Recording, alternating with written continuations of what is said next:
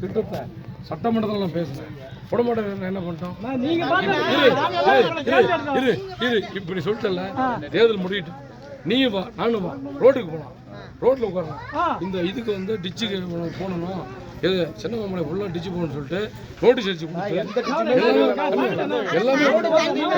எல்லாமே நல்லா சேர்ந்து கட்சி சார்புற முறையில் ரோட்டில் போய் உட்காந்து மறியல் நான் வரேன். ஒரு மழை பெஞ்சு தண்ணி ஊருக்குள்ளே ஃபுல்லாக தண்ணி தெரியும். ஸ்கூல் யார் கட்டி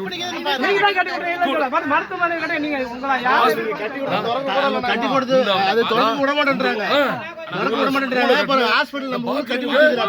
பாத்ரூம் 5 லட்சம் பணம் வாங்கி கொடுத்தேன், அதையும் வேலை செய்யல. நீ சொல்லிட்டல அவரோட பண்றதான் ஆஸ்பத்திரி கட்டி இந்த பவரை தேர்தல் முடிஞ்சு இவரை ஜெயிக்க வைங்க, ஓட்டு போடுங்க. 2 பேரும்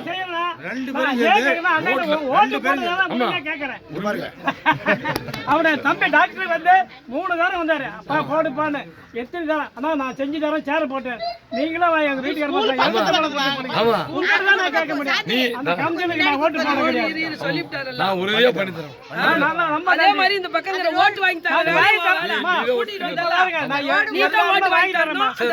எப்படி போட்டோமோ அதே மாதிரி